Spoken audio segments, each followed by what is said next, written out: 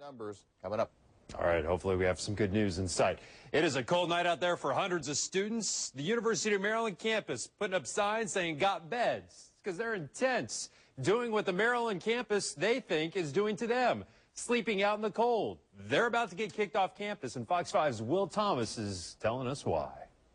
Well, students have set up a tent city right in the middle of campus. This area is officially called McKeldin Mall with an M, but now it is McKeldin Hall. Students are calling this the newest on-campus housing complex. They're going to spend the night for several nights in a row in these rented tents and sleeping bags, making a simple point to the Board of Regents. They want and need more housing. Students are in crisis mode. No, not over homework or exams, at least not now. It's over where they're going to live this fall.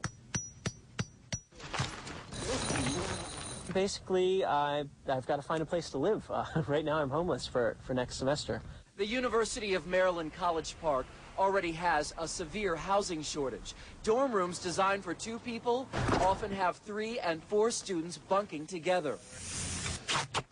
What has these young men and women protesting is the notice that just went out to students preparing to enter their senior year, telling them they likely won't be able to stay on campus in the fall. Hey, it's a camera.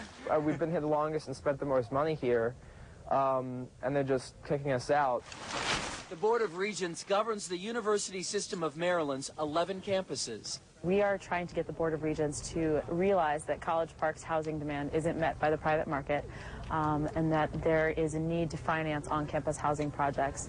The university spokesman says so many incoming freshmen, combined with returning seniors, creates a demand they just can't keep up with on campus. So they're trying to think out of the box. Redeveloping properties that already exist in the community, building on campus, and maybe some combination of public-private partnerships as well as some private-private partnerships. Now keep in mind the College Park housing market has an extremely low vacancy rate, right now at about 2.8%. So even if and when these students find their off-campus housing, they don't know how much it's going to cost. In College Park, I'm Will Thomas. Now back to you. Well, give them an A in creativity. Hopefully it leads to a solution out there. We'll keep you up to date. Doesn't matter if you live in a college dorm or a luxury penthouse. Tonight, something could be creeping into bed with you. A nationwide outbreak. How to protect yourself from those creatures right there. So long career. Why more and more men are sending their wives off to work while they stay at home. Your hometown place for copiers. Upperclassmen at the University of Maryland stage a protest over housing problems, braving the cold to draw attention to some overcrowded conditions there. The housing shortage means hundreds of soon-to-be seniors could be kicked off campus, scrambling now to find a place to live.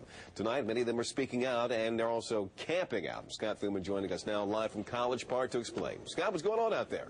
Well, Leon, we're just in front of the library, and just behind me here, you see tents, dozens of them, and inside, students who've recently been told they may not have anywhere to live on campus next year. So in a bold statement, they're coming up with their own housing.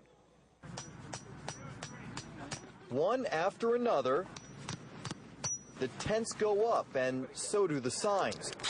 Students about to embark on their senior years, but unsure of where they'll live when they do.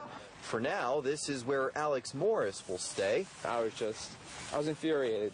It was supposed to be the day we're getting our room assignments, and the room assignment was nothing. He's just one of 500 juniors who got letters saying there's not enough housing for next year, and the incoming students get priority. It's a tough pill to swallow. This year we just had the unfortunate circumstance of a combination of more freshmen and sophomores opting to live on campus, and that's really where our priority is. And at the same time, more seniors wanting to live on campus. And spending the week on the lawn, albeit in bitter conditions, So unfortunately, we've been hearing a snow, is the strongest way, students say, to tell the Board of Regents to find more money and build more housing. It eventually is going to affect everyone who comes here in the future. The freshmen and sophomores of today are going to be rising seniors tomorrow, and unfortunately, if nothing gets fixed now, they're going to be facing the same problems. Because, they say, what else can they do? That's really the question. You do all you can and go and try and find a place in a city with less than 3% vacancy rate. Now, as the university tries to identify some off-campus housing options, the students out here say they're going to remain here throughout the week. Not necessarily good news for the university. On Friday, there's an open house here for prospective students who no doubt will look at this and wonder exactly what's going on. At the University of Maryland tonight, Scott Thuman, ABC 7 News. Thank you, Scott. It's cold out there.